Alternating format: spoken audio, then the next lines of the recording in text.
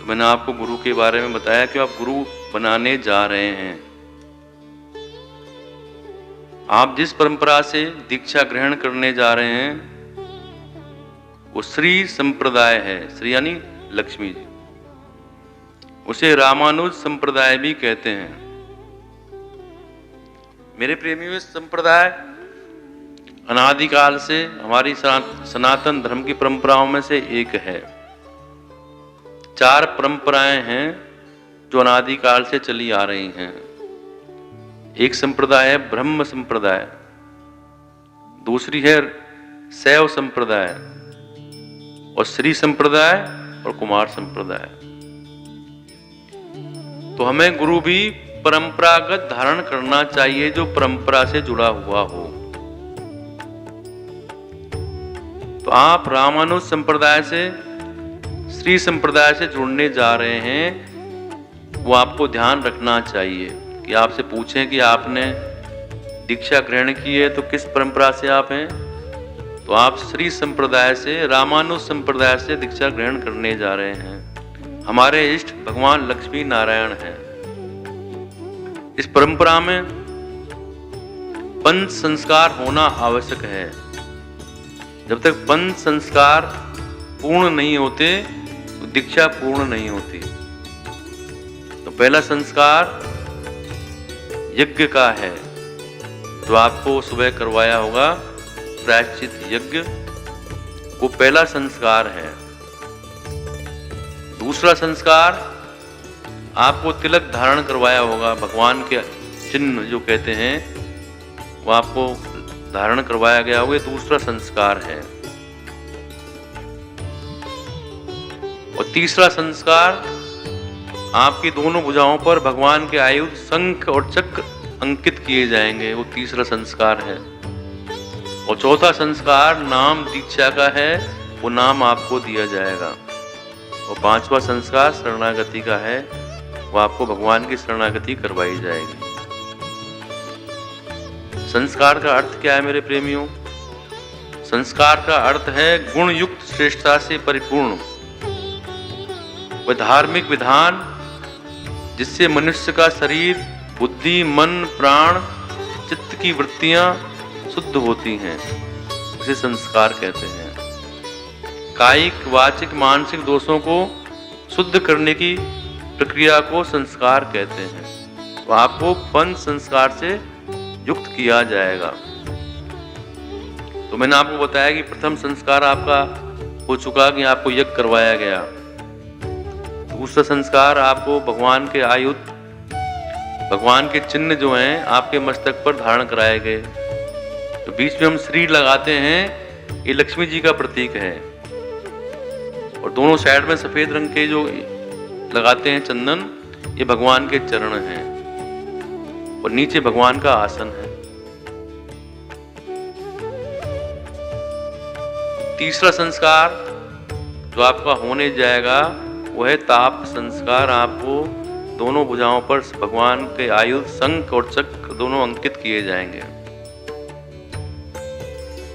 ताप संस्कार यानी भगवान श्रीमन नारायण के चिन्ह शास्त्रों के अनुसार अग्नि में तप्त करके आपकी दोनों भुजाओं में अंकित किए जाएंगे।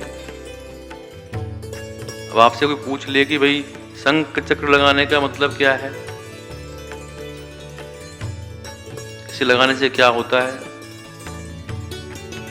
इसके बारे में आपको जान लेना चाहिए। हमारे पुराणों में इसका वर्णन आता है। पद्म पुराण में इसका वर्णन आया है कि यम अपने दूतों से कहता है कि जो वैष्णव हैं उनके पास मत जाना, मैं उनका स्वामी नहीं हूं। जो वैष्णव नहीं है मैं उनका स्वामी हूं। वैष्णव कौन है? जो पंच संस्कार से युक्त है। सभी देवताओं ने, ऋषियों ने, नारद आदि सभी ने तप्त चक्रांकित अंकित करवाए। सबकी भुजाओं पर शंख चक्र अंकित हुए। जैसे मेरे प्रेमियों, सरकारी मुद्रा में चिन्ह अंकित होने से वैध मानी जाती है। जैसे नोट होता है ना कागज का, उसमें महात्मा गांधी की फोटो होती है, तो गवर्नर के साइन होते हैं, तो वैध मानी जाती है। जैसे पुलिस में अधिकारी होते हैं, उनके भी चिन्ह होते हैं, 1 स्टार, 2 स्टार, 3 स्टार, तो अधिकारी माने जाते हैं। अशोक का चिन्ह होता है तो बड़ा अधिकारी होता है। इसी प्रकार वैष्णवत्व की प्राप्ति के लिए यह क्रिया आवश्यक है। शास्त्र और पुराणों में भी इसका वर्णन आता है। ब्रह्मवैवर्त पुराण में इसका वर्णन आया है कि भगवान कहते हैं कि हे भूदेवी, मेरी बात सुनो, जहाँ चंक्रांकित मनुष्य रहता है वहां से 3 योजन की दूरी तक मेरा निवास रहता है। स्कंद पुराण में भी इसका वर्णन आया है। भगवान शिव पार्वती से कहते हैं कि जो भगवान के आयुधों चिन्ह धारण करते हैं वो पूज्य बनकर मोक्ष को प्राप्त होते हैं। तो अनेकों पुराणों में इसका वर्णन आता है। कोई आपसे पूछ ले, मान लो इस लगाने से क्या होता है, कहाँ आपको जला दिया वैसे ही, तो आप बता सकते हैं कि पुराणों में इसका वर्णन है। जितने भी हमारे ऋषि, महर्षि, संत, महापुरुष हुए हैं, सब संक्रांकित हुए।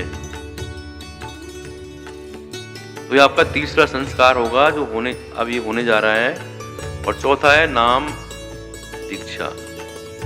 आप सभी जानते हैं कि नाम की अनंत महिमा है। सभी शास्त्रों में, वेदों में, पुराणों में इसकी महिमा का बखान किया गया है। और कलयुग में खास तौर पर नाम की महिमा है। कलयुग केवल नाम आधारा, सुमर सुबर नर उतरहि पारा। मंत्र महामणि विषय व्याल के, मेटत कठिन कुवंक भाल के। सुमर पवन सुत पावन नामू, अपने बस कर राखे रामू। अष्ट सिद्धि 9 निधि के दाता, असवर दीन जानकी माता। उस नाम के प्रभाव से हनुमान जी पूज्य हो गए, भगवान राम भी उनके बस में हो गए, और जानकी जी ने उन्हें अष्ट सिद्धि 9 निधि का वरदान प्रदान कर दिया। महिमा जासु जान गण राऊ, प्रथम पूजित नाम प्रभाव। गणेश जी की प्रथम पूजा उस नाम के प्रभाव से ही होती है मेरे प्रेमी। उल्टा नाम जपत जग जाना, वाल्मीकि भय ब्रह्म समाना। वाल्मीकि जैसा हत्यारा भी ब्रह्म ऋषि बन गए। क्यों? उस नाम के प्रभाव से। नारद जी ने वाल्मीकि जी को नाम प्रदान किया। वाल्मीकि जी का नाम रत्नाकर था और एक हत्यारा, लुटेरा, डाकू था। चोरी करता था, हत्या करता था, लूटता था। एक रोज जंगल में उन्हें नारद जी मिल गए और नारद जी को उन्होंने पकड़ लिया। अब नारद जी के पास तो कुछ है नहीं और माल, नोट, पानी, कुछ खाली एक तारा। तो नारद जी ने उसे सवाल किया, भाई तुम हत्याएं करते हो, लूटपाट करते हो, क्यों? उन्होंने कहा कि मैं अपने गृहस्थ का पालन करने के लिए काम करता हूँ, अपने बच्चों के लिए करता हूँ, बीवी के लिए करता हूँ, परिवार के लिए करता हूँ। तो नारद जी ने कहा कि मैं यहीं पर हूँ, तुम अपने घर जाओ और अपने बच्चों से पूछो कि जो भी आप कर रहे हैं उसमें उनका हिस्सा है, उस पाप के भागीदार हैं। रत्नाकर ने सोचा कि नारद जी भाग न जाए, तो पेड़ से रस्सी से बांध दिया और अपने घर चले गए। घर जाकर अपनी पत्नी से पूछा, बच्चों से पूछा, परिवार से पूछा कि जो मैं कृत्य कर रहा हूँ, पाप कर रहा हूँ, अपराध कर रहा हूँ, आपका पालन करने के लिए, इस पाप में आप साथी हैं मेरे? तो मैंने हाथ खड़े कर दिए, भाई नहीं, हम पाप में साथी नहीं। तभी उनके मन में ज्ञान पैदा हो गया। वापिस जंगल में लौटाए, नारद जी को खोला और लंबे लेटकर प्रणाम किया। तभी नारद जी ने उन्हें दीक्षा दी, नाम दिया। उस नाम के प्रभाव से रत्नाकर वाल्मीकि बन गए, ब्रह्म ऋषि बन गए मेरे प्रेमियों। तो नाम में बड़ी शक्ति है। श्रीमद् भागवत में आप अजामिल का प्रसंग सुनते होंगे। अजामिल जैसा हत्यारा भी एक बार उस भगवान के नाम के उच्चारण से मृत्यु से बच गया। एक बार उसने भगवान का नाम लिया। आप सबने कथा सुनी होगी कि अजामिल भी हत्यारा था, बुरे कर्म करता था। उसके घर में बेटा हुआ, बेटे का जन्म हुआ। उसका नाम संतों के कहने से नारायण रखा। जब उसके पाप बढ़ गए तो ऊपर से बुलावा उसका आ गया। यम के दूत उसे लेने के लिए पहुंच गए। जैसे ही यम के दूत आए तो डर गया और घबराकर सबसे, जो मेरे प्रेमियों जिसको मोह होता है ना, हम उसको याद करते हैं। उसके बेटे में उसका मोह था। उसने अपने बेटे को पुकारा। बेटे का नाम था नारायण। नारायण नारायण। जैसे ही उसने नारायण पुकारा तो भगवान नारायण के पार्षद वहां पर आ गए। अब यम के दूत एक साथ साइड में खड़े हैं और भगवान के पार्षद एक साइड में। यम के दूत बोलते हैं कि इस जीव को हम ले जाएंगे, इस पर हमारा अधिकार है कि उसने बहुत पाप कर्म किए हैं। फिर भगवान नारायण के पार्षद कहते हैं कि इस जीव ने कितने भी अपराध किए हों, पर इसने अंतिम समय में भगवान का नाम लिया है, इसलिए इस पर हमारा अधिकार है। यम के दूतों को वापस जाना पड़ा और अजामिल के प्राण बच गए मेरे प्रेम। तो नाम में बड़ी शक्ति है। तो पावन नाम आपको दिया जाएगा। आप उस नाम को श्रद्धा भाव से लेंगे और उसका आगे सिमरन करेंगे।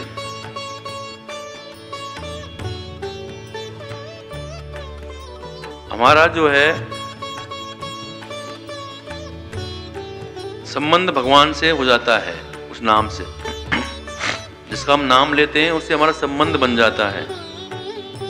और मेरे प्रेमियों, संबंध होने के बाद जिससे हमारा संबंध होगा उससे हमारा प्यार बढ़ेगा। जिससे संबंध होता है उसी से प्यार होता है। जब प्यार होगा तो उसकी याद आएगी, और याद आएगी अब क्या करोगे, उसके बारे में सोचोगे। 24 घंटे आप उसका चिंतन करोगे। खाना बनाते हुए, सोते हुए, खाते हुए, बात करते हुए। जिससे हम बहुत प्रेम करते हैं वो हमारे चित्त में समा जाता है और हमेशा हमारे दिमाग में उसका स्मरण रहता है। ऐसे ही जब भगवान से हमारा संबंध हो जाएगा तो भगवान से हमारा प्यार हो जाएगा। जब प्यार हो जाएगा तो हमें उनकी याद आएगी, और याद आएगी तो हम उनका नाम लेंगे, और नाम लेंगे मेरे प्रेमियों तो हमारा काम हो जाएगा। ये सूत्र है भगवान से मिलने का। तो मेरे प्रेमियों, ये मंत्र आपको प्रदान किया जाएगा। उसके बाद आपको शरणागति, भगवान की शरणागति करवाई जाएगी। तो अभी आप सभी को शंख और चक्र अंकित किए जाएंगे। उसके बाद दीक्षा दी जाएगी, फिर शरणागति करवाई जाएगी। जय श्रीमन नारायण।